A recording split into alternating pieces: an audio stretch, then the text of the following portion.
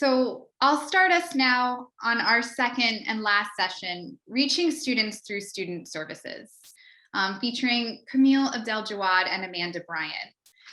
And I'll go ahead and share my screen and pull up what that will look like.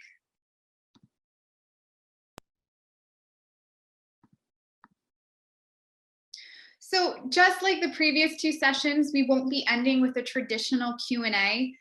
But again, if you have questions, ask them. You can post them in the chat. You can send them to, the Faculty Center for Innovation. We'll be saving both, and we will record sort of our responses to those questions and answer them in the weeks to come. Without further ado, I'd like to introduce Camille Abdel-Jawad, who will be speaking with us about library services. So thank you so much, Camille, for being here. I am so ready and excited for this presentation.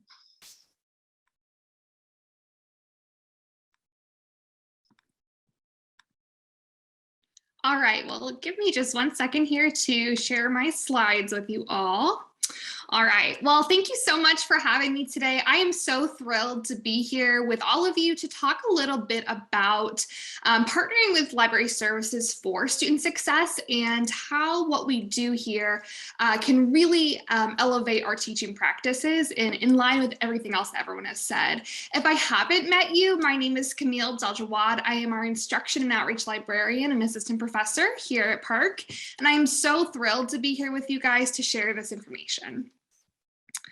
All right, so the very first thing I want us to do is kind of think about what assumptions we make about our students' ability to locate information. So if you're an instructor or even an administrator or a staff member, no matter what your position is here with us at Park, what assumptions do you make about our students' ability to locate information? I want you guys to think about that throughout the entire presentation.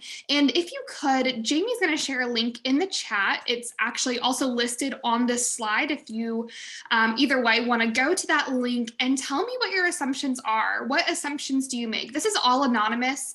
There aren't any names that are attached to it. There's no names that will show up on the slide. And at the end of my presentation, we're going to look through some of those assumptions because I think it's really important that we own the assumptions that we make so that we can move forward. So again, just as a reminder, what assumptions do you make about our students' ability to locate information? That link is in the chat, and you can go ahead and do that, and we'll review them at the end of the presentation. So today, I'm going to be talking to you a little bit about information literacy, which, if you are not familiar, is really a simple definition. All it is the ability to identify, locate, evaluate, and effectively use information. So what does that mean? What is that in a practical sense? What does that mean? When we think about, students being able to identify, locate, evaluate, and effectively use information, it really just means that students are able to find information that suits their information need, that they're able to meet that information need. And when I think about our students here at Park, our students are so highly unique. And that's really what makes our institution so fantastic and diverse and exciting. But when we think about our student demographic, when we consider the students that we have, it's really important to keep in mind that a lot of our students have been, out of school for an extended amount of time, or may have some systemic barriers that have affected their ability to be able to locate, evaluate, identify, and effectively use information, right? It really affects their ability or their, situation when it comes to information literacy.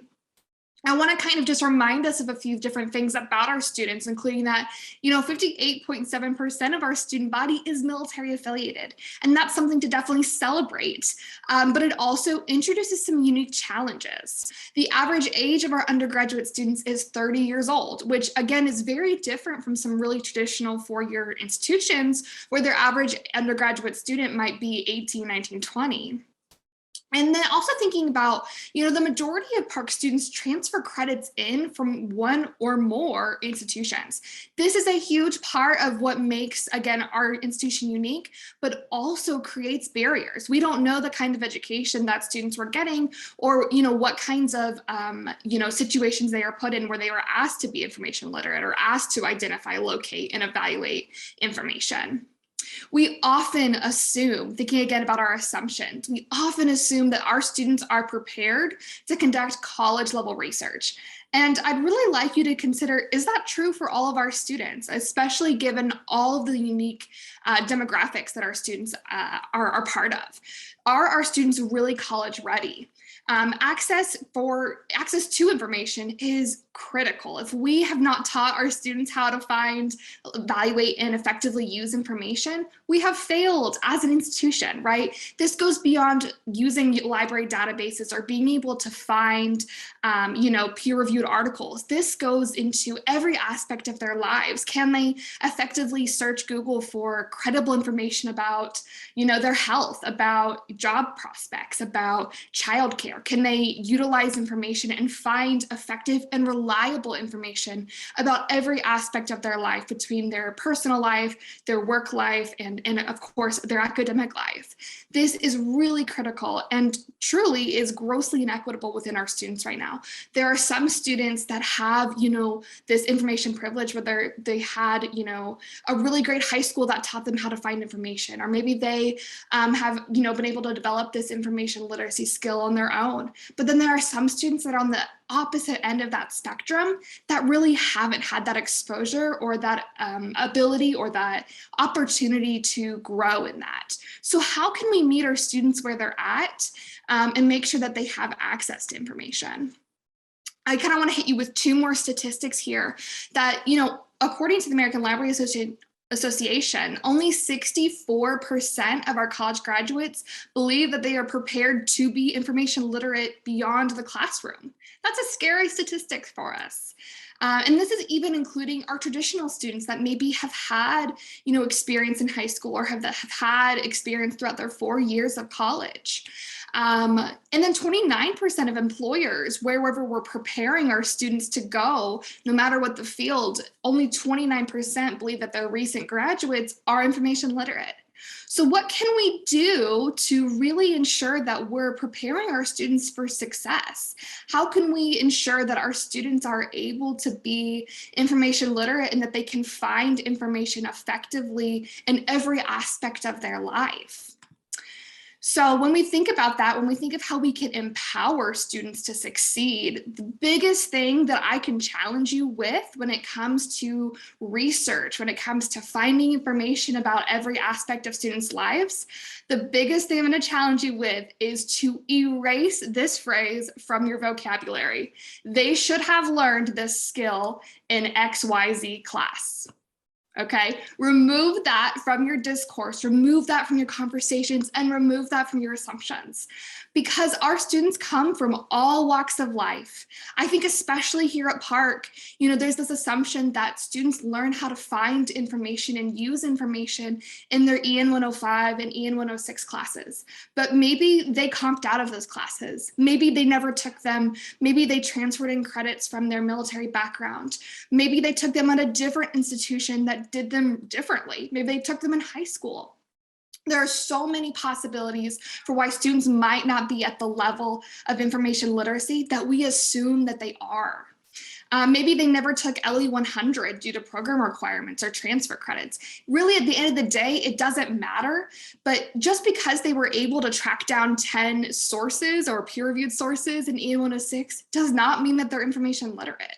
How have we prepared them to really find information about every aspect of their life in the real world? Those kinds of questions are the things that we should be thinking about. Our students are so capable, but the onus is on all of us to empower them, not just hope that they can scrape by. Right? Think about that. We often give them these opportunities to showcase their learning, but if we don't support them to be able to showcase that, we're just kind of hoping that they can make it. Maybe they utilize Google or they pay, $30, $40 for a peer-reviewed article because they don't realize that the library offers peer-reviewed articles for free. If we can really empower them and offer the tools that they need to be successful up front, connecting them to library services, connecting them to student services, which is what Amanda's going to talk about in a few minutes here. That is really critical to help them be independent learners, helping them be learners that can find information that will, again, benefit them. We want them to be able to confidently locate information independently. So how can they do that? And how can we support them through library services, through other services, and give them the tools that they need so that they can be independent in your class and after graduation? And then one more thing I just want to note is that I think so many students won't ask for help. They might not, feel comfortable coming to you, or they might not feel comfortable or might feel shame about the fact that they don't know these things. I work with a lot of learners that are like, I'm so sorry that I don't know this. Could you maybe help me? And I say, no, like, this is my job. I absolutely want to help you. And there's no shame in not knowing this. But how can we come alongside them as instructors and say, here's the support that you need that you might not want to ask for? And that can make a huge difference for our students. So I'm hoping here that you guys were able to put in these assumptions that you made about our students' ability to locate information. And so I'm going to just kind of look at this. So we make assumptions that as final semester seniors, they know how to use the library. I think we take that assumption so much, right? We assume they have dependable internet access, that they can be reminded or they don't need to be reminded, that they know how to use library databases, that they only look for information when they need it, that they know how to do that. Absolutely. Like, these are assumptions when we kind of own them and we say, okay, I'm going to call this out, right? That I make this assumption, that allows us to position ourselves as someone who is going to empower students rather than, again, just hoping that they can scrape by or hoping they have the resources that they need to be information literate. Thank you all so much for your participation in this poll. I'm seeing such great responses. And again, I don't want anyone to feel shame about these assumptions because we all make them. I think that that is clear through all of these responses. There's no shame in saying, oh my gosh, maybe I was assuming this, or I wasn't realizing that not all students are on an even playing field when it comes to their background with information literacy or their background of being able to research and find credible information. But that's okay. When we acknowledge our assumptions and move past them, this is a growing opportunity, not a place of shame. And thank you all again for responding to those. So just a few takeaways. The first thing I would say is just to own your assumptions, right? We call them out and we say, this is what I've been assuming, but here's how I'm going to grow and be a better instructor than my student needs. Remembering that the onus is on all of us to connect students to resources. It's not just your advisor's job. It's not just their student success coach's job. The onus is on all of us to connect students to resources and come alongside them. Students won't always ask for help, so be proactive when you support them. Offer them materials, put the library in your syllabus, invite us into the classroom, allow us to support you as an instructor as well as the students. And then just remembering that access to information is a basic skill that all students need, that it is a right, not a privilege. Thank you all so much for being here today to talk a little bit about information literacy and what we do to support students. If you have more questions or you want to kind of see where that source material is from, feel free to use that QR link that's listed there or go to that bit.ly link. Thank you all so much.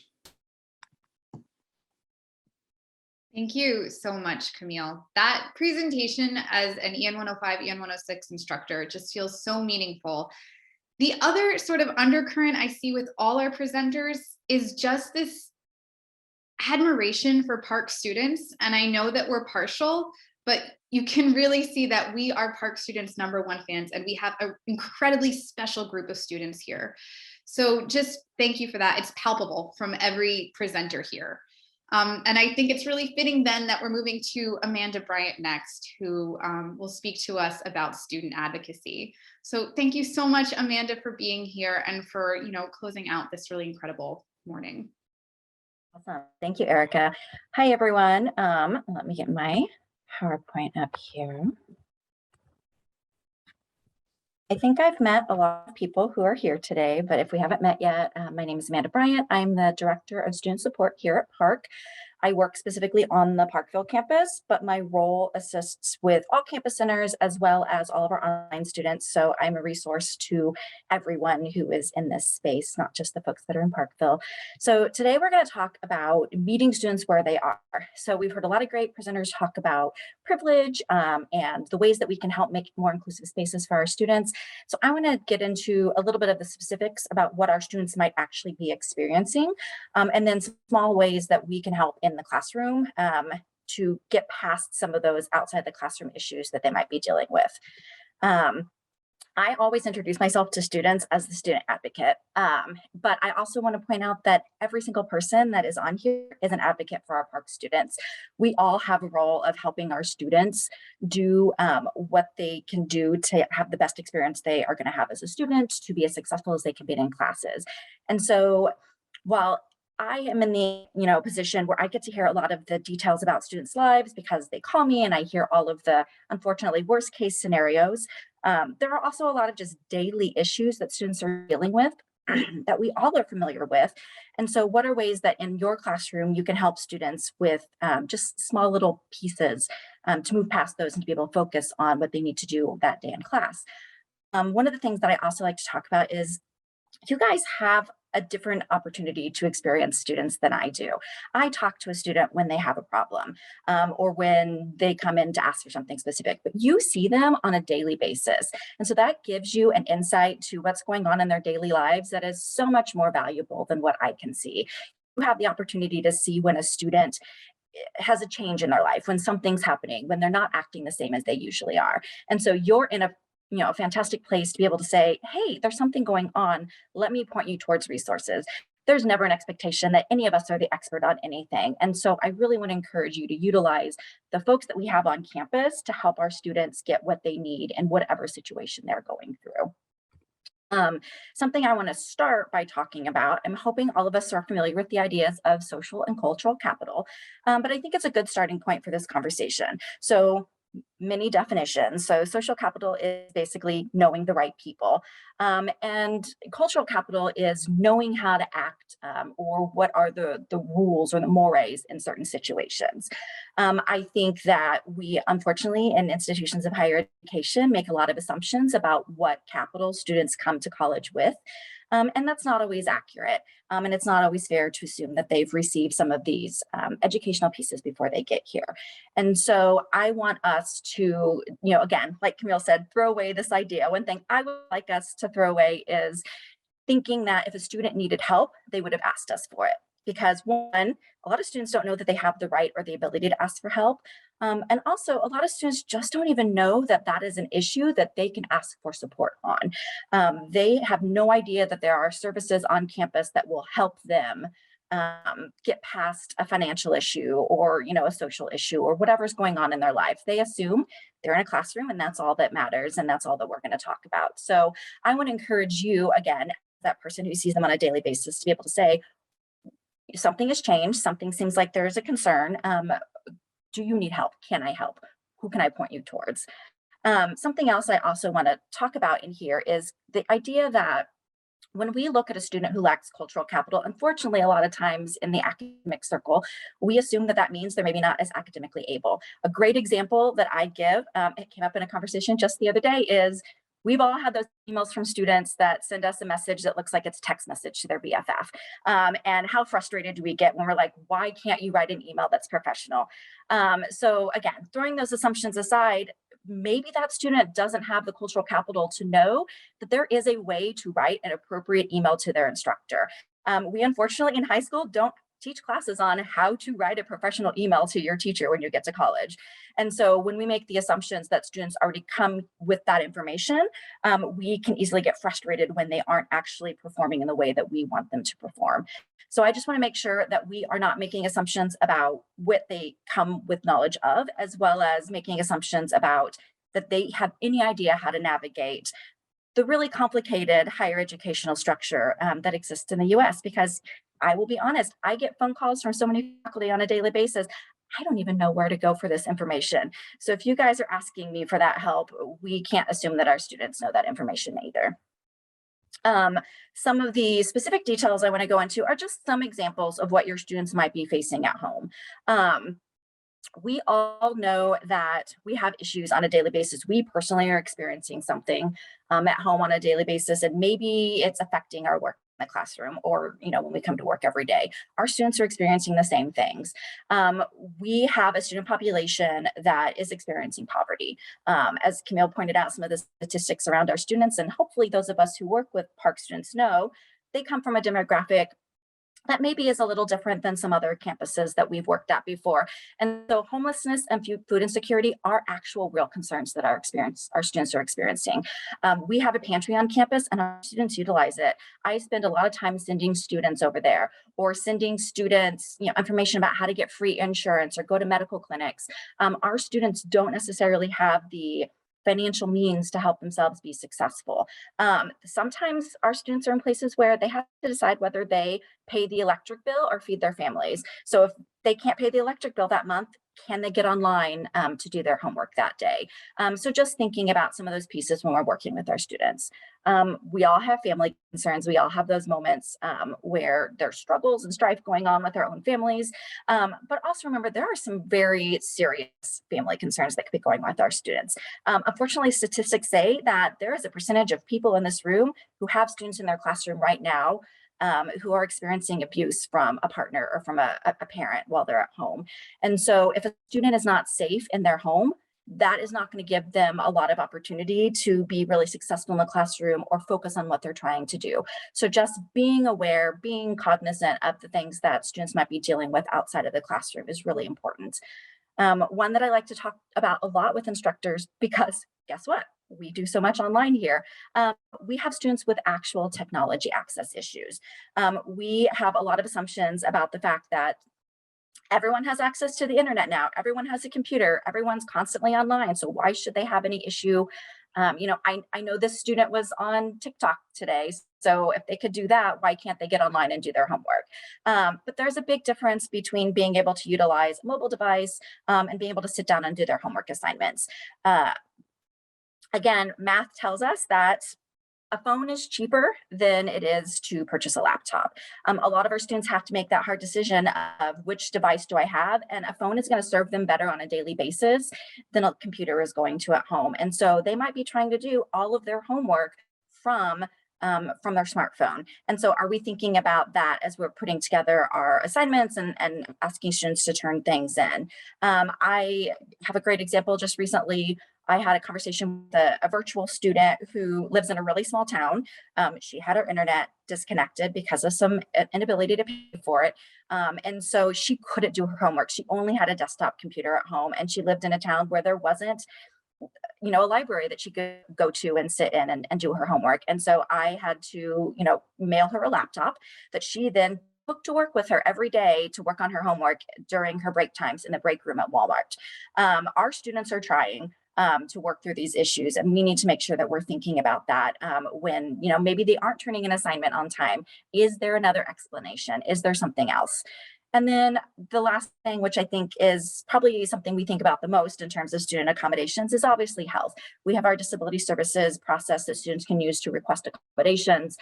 But do we have a process that's in place for a student who maybe is spending every waking hour they have at the hospital with a dying child? Unfortunately, we don't. We don't have a process that says that you might be a caretaker for someone else in your family. And so therefore, you have the right to not come to class today, or you're going to get an extension on your homework. So just being aware that things aren't as simple as we think they are on a daily basis, and our students are going through a lot every single time they walk in the classroom. You and I all have days where, something's going on at home, and, going to work seems like the least important thing in our lives. And so remember that students are people too. They're experiencing, if a student is experiencing any of these concerns, there are going to be periods of time when your class isn't the most important thing going on for them, and that's okay. We all know tunnel vision is real. If you're really struggling with a stressor in your life, you can't focus on anything else. We all have those moments where like, oh, I've got this brain fog. I can't think about this presentation I'm putting together because I'm really stressed about the fact that I had an argument with my partner. Students are experiencing that too. And so being inclusive in our classrooms, thinking about the fact that students are going to be going through those daily stressors is a fantastic way to help prevent the issues that might come up in the first place. And so I really want us to consider, are there little things we can do in our classroom spaces that mitigate those issues before they even happen? Are we making our spaces inclusive enough that if a student is having some small issues and needs a little bit of flexibility, it's built in? We can do that. We don't have to worry about it. And so I know everyone's last question is always, what are some specific examples of what I can do? And so I came up with a few really simple ideas that I hope aren't things that, require a whole lot of extra work on our parts. So one thing to think about is office hours. Can we remove barriers of a student's ability to get to talk to us one-on-one? Maybe that means that we don't get to say that our office hours are always 10 to noon because those are the most convenient times for us. We can be flexible with when we offer time for students. We can be flexible with our format and the structure. Maybe we consider the fact that some students aren't comfortable coming and talking to an instructor one-on-one, and so we allow students to come together as groups. And then don't forget that students, again, aren't always the best at finding resources and information on their own. So remind students that they have this opportunity to interact with you. Don't just put it in your syllabus and say, oh, well, office hours were in my syllabus, so if a student didn't come, they obviously didn't need the help, or they weren't searching out the way to be able to, be here and interact with me. I've had so many conversations with students who have actually said the words, well, I assume I'm inconveniencing my instructor by taking up their time, so I've never gone to their office hours. And if, the handful of people I talked to have said that, can you imagine how many students are thinking that? So say it out loud in your classroom, like, you're welcome to come talk to me. I'm here. I want you to talk to me. This is for you. Thinking about our accessibility of course materials. Making sure that materials are something that students can actually see on their mobile devices. As I said, most of our students are using their cell phones if they're not on campus. So are the sites that we're having them navigate to accessible on their phones? Or is it something that they have to be able to use a laptop to see? Making sure that we think about the cost of the materials that we're asking them to look at. A lot of us have built into our syllabi certain programs that we use that students have to purchase codes for. Well, if you didn't know, Park University's financial aid isn't released until after the second week of classes. There are a lot of students who are waiting for their financial aid to buy the materials they're going to need for their classes. And so if you have a code they have to use, most of those people have some type of free trial that students can sign up for a couple of weeks. Check it out. Look at your own, syllabi, things that you use in your class. Check it out and see, do they have those trials? And if so, make sure your students know it if they're experiencing issues with buying the book. But also just think about, do you need that sixth book that's going to cost them an extra $200? Think about what students might or might not be able to afford. This was addressed a little bit earlier, but like the idea of introduction activities, giving students the opportunity to connect with you and connect with each other. You're gonna be so much more willing to say, I have a problem, if you know the people in the room. So, yes, we all like to put the introduce yourself in, the chat for the first session of class, but are there actual introduction activities we can do that encourage students to get together in small groups and at least get to know one or two other people in class really closely, whether we're online or face-to-face. And then the last one is connecting students to campus resources. I don't expect everyone to be an expert on what's going on campus. I'm still learning myself, and I've been doing this for 6 years. But know the important ones, know the people that can help students. And don't ever feel bad if you have to say, I don't know the answer, I'm going to direct you to this person. Familiarize yourself as much as you can. Because you, again, are the ones that are seeing that student every day, but also just be sure that you have the ability to say, I don't know the answer, but I can see that it's something you need. I'm going to have you talk to this person. And our students don't like to ask for help. So if you are saying you need to talk to this person, maybe you take the first step and you email Amanda and copy the students. Amanda, this is so-and-so, they need help with this. Can you help them? That is the most likely way a student is going to connect with one of us. And so it takes 2 extra seconds out of your day to type that email, but it can make such a difference for the student's ability to be successful. So hopefully we can all think of little ways to be inclusive in our classrooms. I know our next breakout session is going to talk a little bit about this. So I was going to end my presentation by asking you all to send me your thoughts, but instead we're going to chat about it. So think about your own classrooms, and do you already provide inclusive practices? I'm really excited to hear your thoughts and things that I can suggest to other instructors as I talk to them. But anyway, if you have other questions or other thoughts or anything else you need help with, my email's at the bottom. You're always welcome to reach out. I'm happy to talk to students for you or with you. That's what I'm here for. So thanks for being here, and I hope you all are having a wonderful day.